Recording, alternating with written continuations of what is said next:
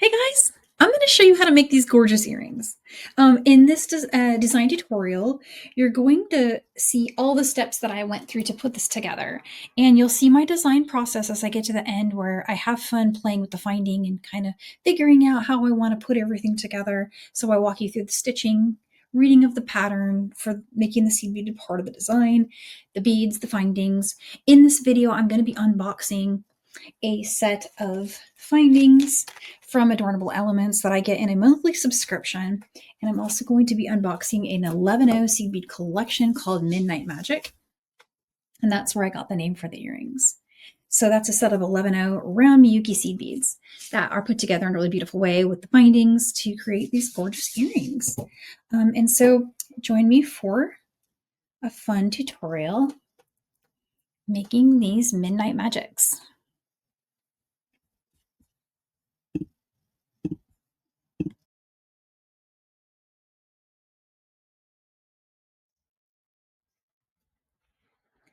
So here's our beautiful pattern and a close-up look at the list of the 11 seed beads that I'll be using for these beautiful earrings. And so these earrings are a fringe design. This is a beginner-friendly fringe design.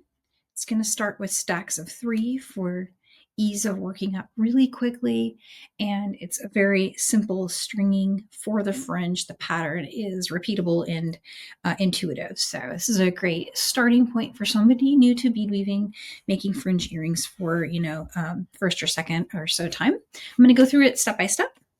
And so my seed beads again are 11 Miyuki rounds from Adornable Elements. They do a monthly subscription, which is really fun and inspiring because you can just draw inspiration from a new palette and not have to think about it. It just arrives, and every month I get the box and I take a look at what's inside and I design something just for my own enjoyment. And so this is the earrings that I just really wanted to make something like this. I know it's very simple and it's geometric and pretty easy to put together, and I think it just it really fits the mood that I have right now with everything going on, and the life is so busy and crazy, and I just wanted to do something simple and satisfying and gorgeous result, right? Which is this, and put them on and your day's made. So I'm going to be using some thread that's really good for fringe. I like 1G for fringe. It's really smooth. It's great for brick stitch too, so it's just a very easy to design with thread. And the pattern you can download in my description to this video. We'll show you the finished dimensions of the design and shows you the structure. And then here I'm showing you the colors. And so the colors are Miyuki. The numbers, if you have the collection that I do, are going to be written on the actual box. So for example, this one's 11-151. And so you can see that's my color A. And the F stands for frosted. It's a matte frosted color. So just look at the number on I believe this is our color B. So I'm looking for 358. Got this one here. So you're looking for those 3 digits there, 358, 1019, and so on. So lay those out, pour those out, and for the amount of thread you need, you can do a couple of different things. You can cut a pretty long strand, so a wingspan plus about 20 inches, and leave 50 or so inches of that behind as a tail to become your fringe. Or you can just add thread later and work with a comfortable length for you. The fringe part is going to take about 35 inches of beading thread, and I think the fringe will take about 40 to 45, maybe as much as 50. I didn't quite measure it when I worked my first one, but it's not super thread hungry. It's pretty easy. So I'm going to lay out my beads and then in the order of my legend, and then we'll dive into creating the design. All right, so I'm working with, in my case, I cut a wingspan, 65 inches, and then I added a little extra, probably 15 to 20 inches. So I cut somewhere around a wingspan plus like half an arm. I really didn't measure it very precisely, and I think it'll be plenty to finish my design. I'm going to leave a super long tail behind, so I'm going to leave about 45 inches of tail, and I'm going to go ahead and string the beginning of the pattern. So the beginning of the pattern starts here. Do you see on the chart where you see the number 1? The number 1 is your fringe. So first thing I'm going to do right out the gate is just get a pencil really quick, and we're just going to draw a line across. And so what I'm going to do is I'm going to put my ruler above the the number 1 here, and then just draw my line right across here. Keep that ruler flat if I can. Okay. So what I've done here is I've got my brick stitch rows, and this from here down are my fringe strands. So what I'm going to be doing is working a brick stitch pattern with this. But I like to start my brick stitch in an easy shortcut kind of way. And what I'm going to do is I'm going to string the first 6 beads here on the side. So 2, 3, 4, 5, 6 of those color F beads. And then I'm going to string 3 color D for those. I'm going to go back up through color F and pull to tighten. My super long tail is going to be coming out of the top of this stack of 3. And my working side will be also coming out of that stack of 3. And then I'll work the 3-drop single column peyote to create this whole section here of 2 rows. And again, it stacks of 3. So we're just looking at 2 rows here. So let's do that together. We'll need 6 of these. And let me just move this over a little bit for you to see better. And then we're going to need these 3D. So 6 of our color F, 3 of our color D, again, leaving that really long tail. We're going to skip the 3D, the last 3 F that we strung, and bring our needle through. We're heading in the opposite direction from how we strung it. And when you pull to tighten, you will get this start. And it should look like that. So hold everything tightly with your hand and look at your pattern. And for our pattern, we're looking at the top row there and seeing that we're going to add 3 color D. So here's 1 and 2 and 3. Go through these 3 color D and pull to tighten. And now you have that. I'm just looking over at the pattern again.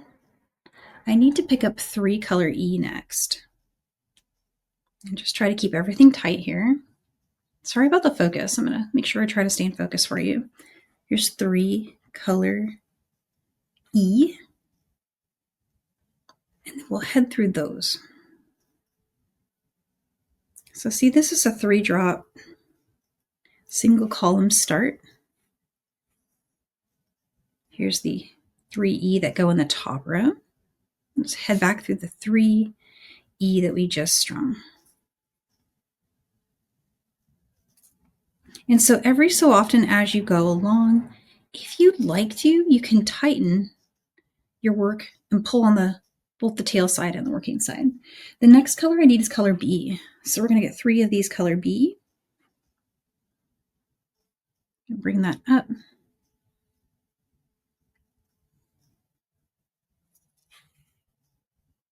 One, 2, 3, color B. I'll bring that down. And then we're going to need C.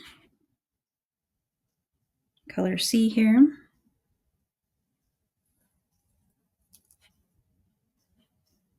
Three more color C. And we'll go through the last C that we strung. So you see it's just coming together just like that. Then I need 3 color A for the bottom.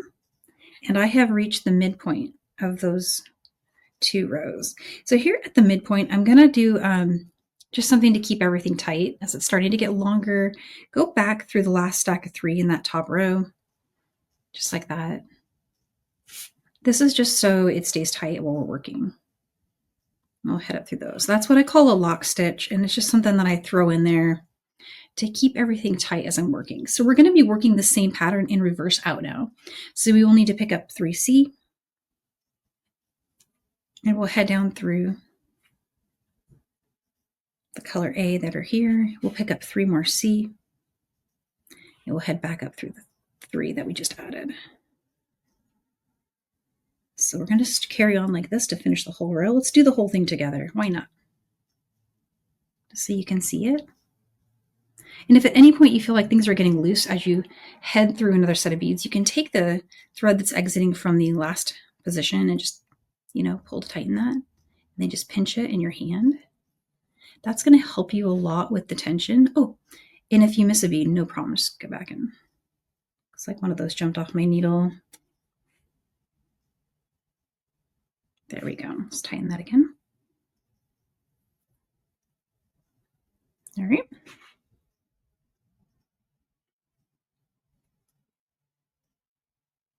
Three more. If at any time you think it's getting loose, you can always do one of those little lock stitches again. You could do one after every add if you want to. And you don't have to do it in the top row. You can do this lock stitch in the bottom row as well. There's no rules here. We're going to go with the color. Which one is this? This is color E.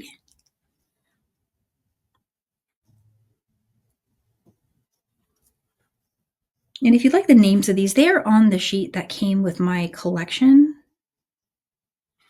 But I've been going with the number that is on the jar. So in this case, E was 2402. It looks like an amethyst. It has an almost red hue to it. It's really pretty. And this is like a gorgeous matte lavender.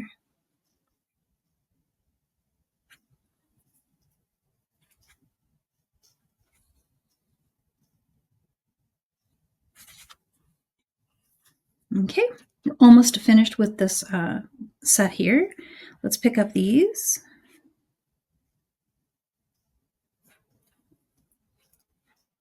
One, two, and 3. And there you go. So you see what we have here, what we just created together? That is everything in between these two. So we did those 2 rows. That really speeds things up so nicely, doesn't it? Okay, so everything from here on out is a very easy decreasing row, decrease rows the whole time. So we don't have to do any increases, which makes it nice and easy to put together. And the pattern is just going to be intuitive because it's reflecting the color you're exiting. So I'm going to take the color I'm exiting and I'm going to string 3 of them, which is a color F. And then the next color in from that is a color D. So we'll have these colors here. And sorry for focus there. And how I figured that out is here on the pattern. Again, these 2 rows are finished, right? I strung 1, 2, 3, color F, and then 1, 2, 3, color D. So in this order. And I'm going to go under the second thread bridge. So the thread bridges we created are the beads that run along the top of all of the beads here. And what a thread bridge is each of those little sections. So keep everything tight here. Give that one last little tighten. You could even do a locking stitch there. In fact, I kind of recommend that. I just forgot. And when you go under the second thread bridge, the beads are going to do that. Head up through these 3. Just the last 3 you added. And the beads are going to sit like that.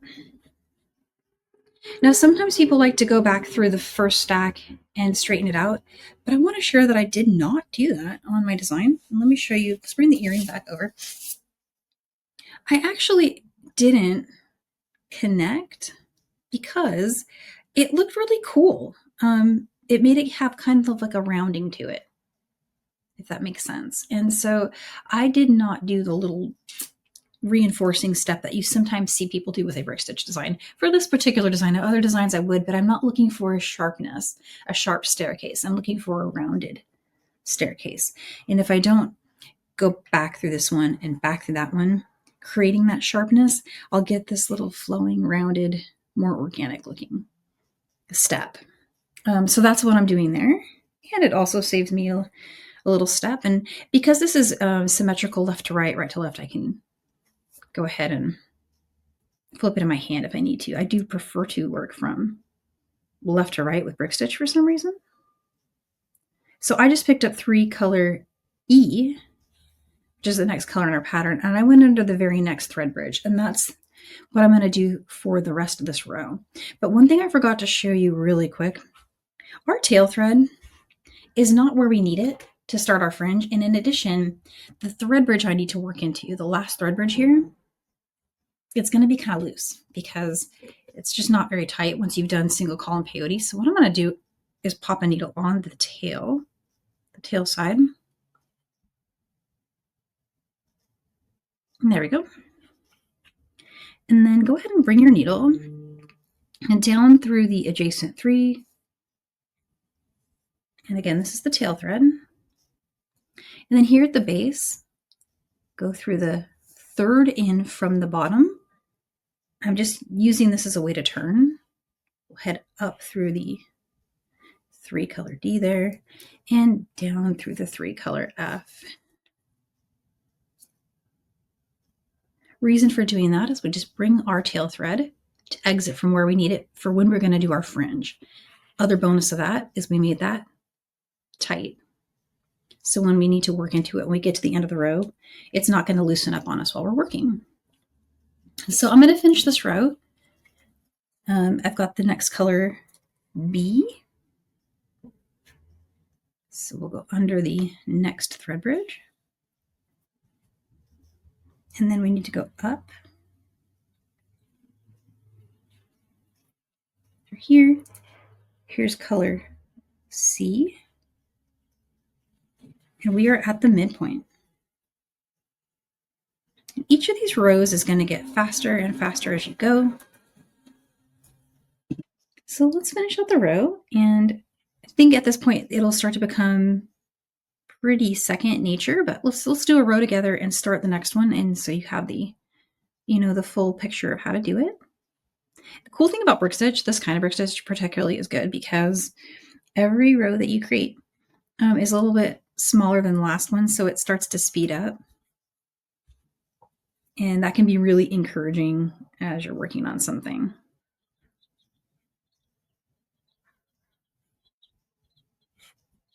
So it's just going to keep getting done like every row faster than the last one. As you improve too with your skills, there's kind of like a double effect there, right? Not only is the row shorter, but you're getting like way good at it. There's our last thread bridge, last set of 3, and that is our first row of brick stitch all done. Let's do the next one. And at this point, you probably don't even need your pattern, honestly, because you're just looking at the color you're exiting, right? And the next one in from that.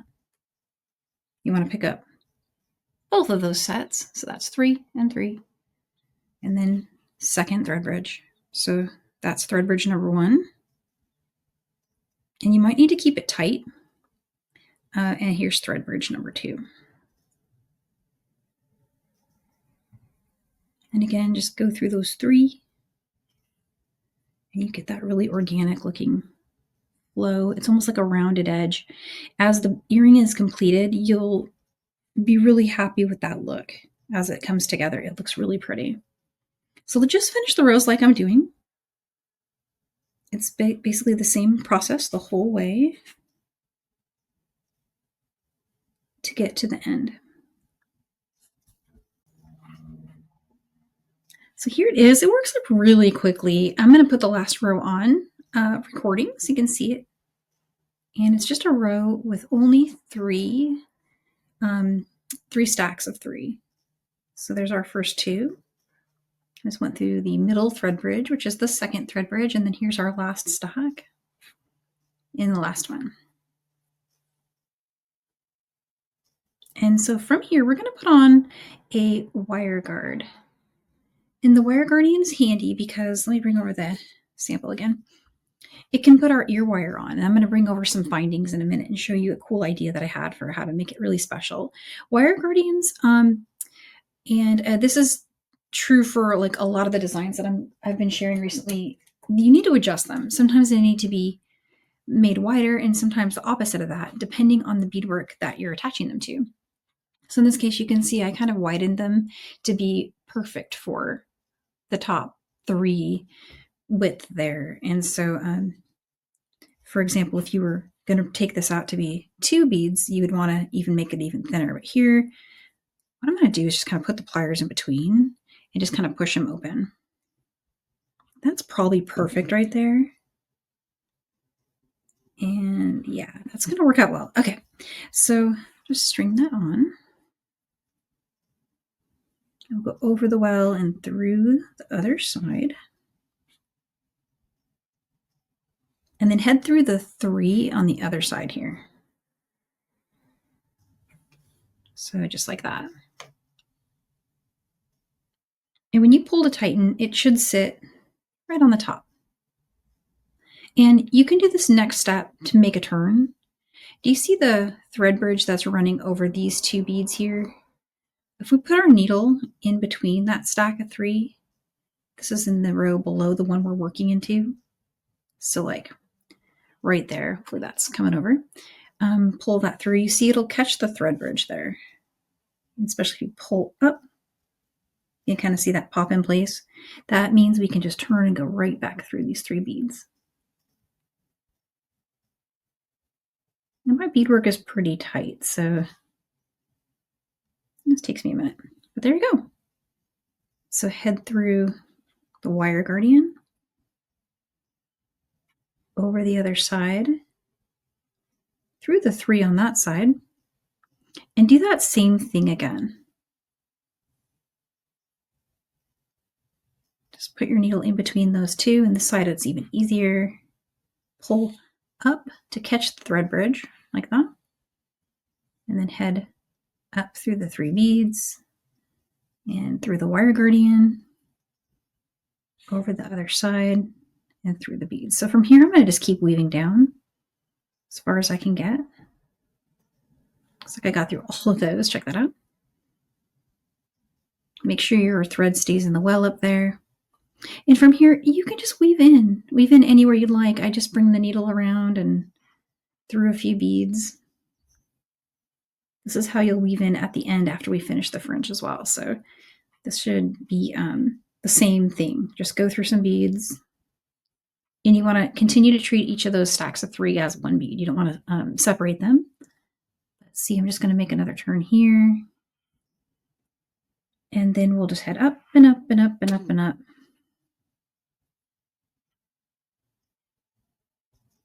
And that seems like as good a place as any to trim it. And so for trimming, you can always just use some flush cutters, scissors. I like to use a burner, thread burner, just to kind of make everything a little bit more secure. It does kind of singe it a little bit.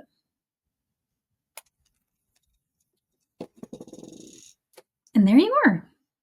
So for the fringe pattern, take a look. This is a really nice way to get the visual for how to string it. Our thread's exiting from over here. We're coming out of number 27 right there, bead number 27. So we're going to string a total of 20. 20 all in color F, which is this one over here. So I'm just switching over to my tail thread now, and I'm going to string 20 color F. There's 20. Skip the last bead and bring your needle up through all of the other beads there. Try not to miss any. They're easy to skip. And when you reach the row of brick stitch, go ahead and go through all 3 of the beads in that row of brick stitch on that side. We're going to continue to treat those as 1 bead when we go through them.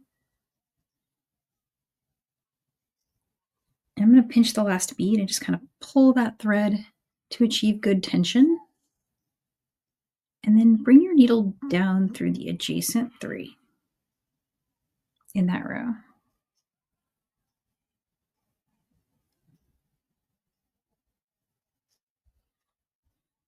And then take a look at your pattern.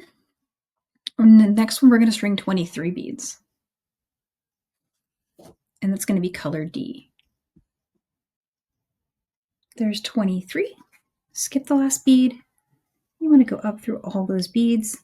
Continue through the 3 you're exiting.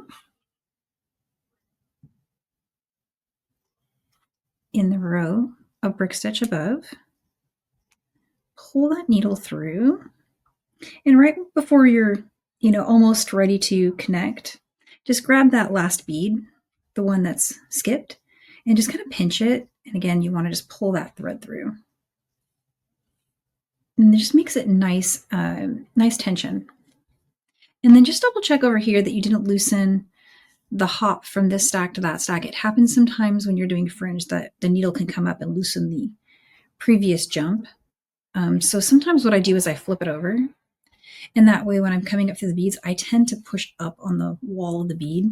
If you do that every time, you're less likely to catch the thread that's traveling this direction as you come back up through these beads, if that makes any sense. It kind of loosens the last one. That happens a lot, and that's where those gaps in your thread come from. Sometimes on fringe, you see the gap right here. One trick I have found, and I guess the reason it works is because of the way I feed through a bead, is now I'm going to flip it, and every time I add a fringe strand, I'll just keep pancaking. Not sure why it works, but it just kind of does. I don't know. So color E, we're going to string 26. So there's those. Again, skipping the last one. Head through all those beads. And then here you see I'm going through the beads here on this side.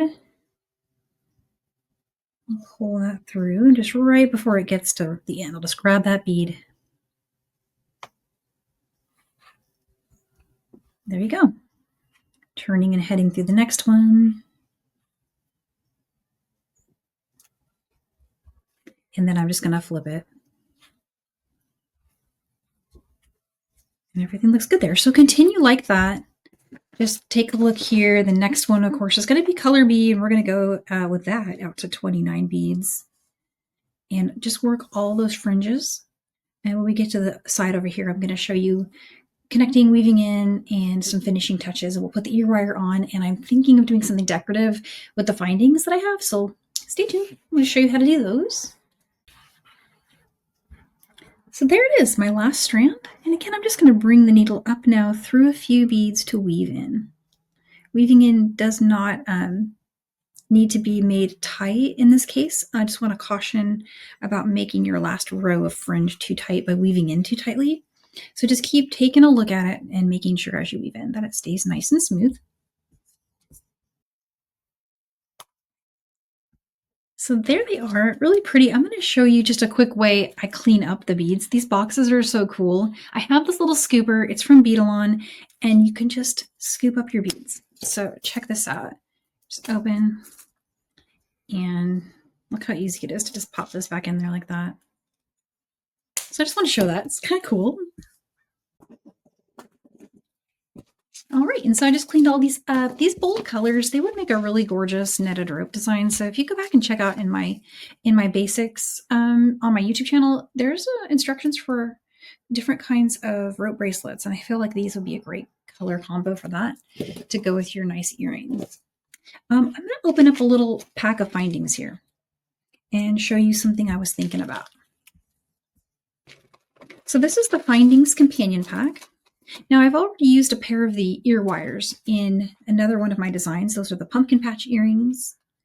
But I'm going to go ahead and just grab another set. There's another set in here. Actually, there's 3. You get 3 pairs, which is really cool. Lots of jump rings too. That's very handy. And some of the little ear clutches. I might keep this out just in case I need it. I might need a few of those. I had an idea, because I really want to use these. They're so pretty. And I thought, what if I put a gemstone on there and I attached it here? I could go from there to an ear wire, and it would make it really elegant earring. So let's do that. I'm going to get some chain nose pliers. And just for starters, I'm going to experiment with adding this to the top of my my wire guard. Now, I could have put this on the wire guardian before I stitched it, right? And that would have been great too. Let's just take a look and see. I may need to, I don't know if this is open, is what I'm saying. Let's have a look.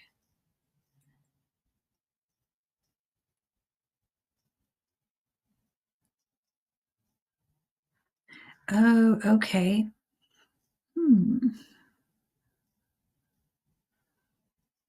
So this might not be open. I don't want to break it and try to, I don't see anywhere where it's got an open on it. Let's see. Yeah, so this one is closed. So in order to use it, I might flip it this way. What do you think? We could do that with a bead on it. In which case our ear wire would need a jump ring here. That's going to make it a little long, so you could always go right to your ear wires directly, and they are already set up perfectly for that. You just go ahead and open these little side hinges. So here's option one, and then just for creativity, I'm going to show you a second option. But here's one way you could do it.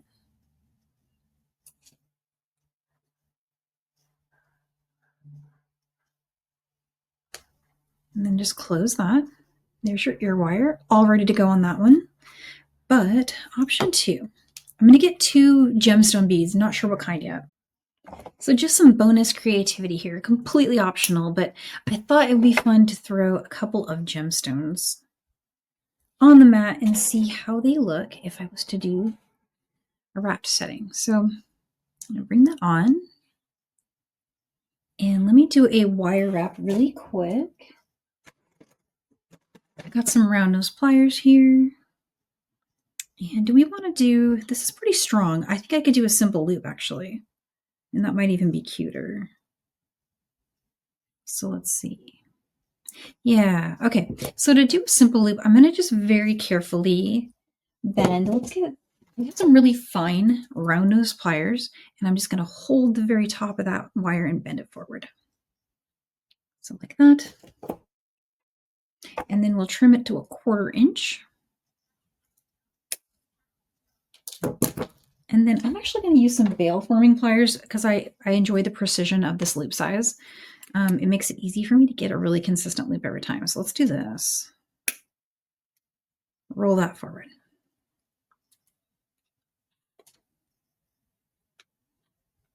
Okay.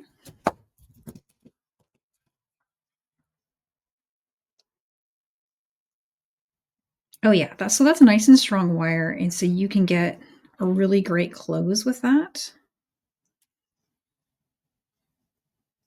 So see, like this. I'm going to open it up. It's a lateral motion with my chain nose pliers. So just like that.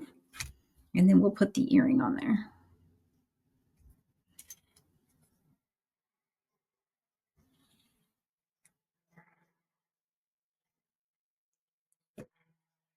So just some added elegance. That is very cute. Let's put our ear wire on this side.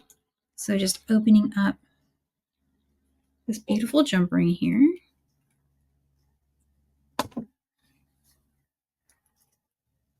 And I'm going to set that for 1 second. And you see the ear wire here? Let's just give that a quick close. Be really gentle with it. You don't want to bend it the wrong direction.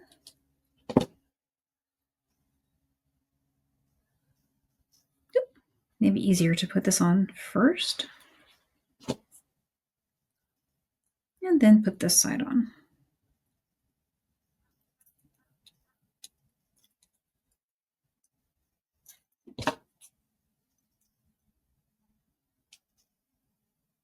All right. Now you got it. So this is a much more statement. This is giving you some length. But isn't that cool? So whichever you prefer, you can go like that, keep it simple, or you can go level it up like that. So I'm going to go ahead and level mine up so that they match, but I just wanted to show that. And while we have them on the mat, let me show you what's in the rest of the findings pack really quick. So still I have a set of these left, and keep in mind I had an additional set that was used on the pumpkin patch earrings. And then and if you're looking for the pumpkin patch earrings, just check my description. I'll link that video. I actually haven't done that video yet, but I will link the patterns out, and I have started filming on that one. But look at this. Look at this clasp. This is very cool. That's cool. Okay. This is a cool clasp there. Yeah, that is all really, really neat. And then there's, oh, it's chain. It's chain, guys. How handy is that? So if you do a gorgeous pendant, in fact, you could use this pattern as a pendant and put that on chain. That's cute with some beads. So what a cool little set. I'm going to finish these up and then maybe do like a quick little try on and see how they look. Ta-da! Here they are. Look at that. Okay, so this is beautiful. It's gorgeous. I'm going to pop these on and see how they look. So let me just switch my camera really quick. So these are statement. These are big. They weren't super big until I put the finding, but I really wanted to do the finding, guys, because it was really cute. And so when the moment I saw them, I saw earrings. So yeah, oh my gosh, that's so cute. Okay, let me put the other side. I'm really bad at putting earrings on myself, especially live. So there we go. I got it. All right. These are cool. Aren't they neat? Those are going to be like my new favorite. For me, when I'm filming this, it's the week of Halloween. So Halloween is this weekend. I think it's like Friday night. How slick is that? So now I've got my earrings ready. I'm definitely going to wear these with like, I usually like these days, I'm just like t-shirting it and like, cause it just pours rain for trick-or-treating. But now I've at least got the earrings, right? Okay, cool. And I'll do my hair. So I hope you love this and I will see you for the next one. Thank you for tuning in. Have a great rest of your week and happy beading.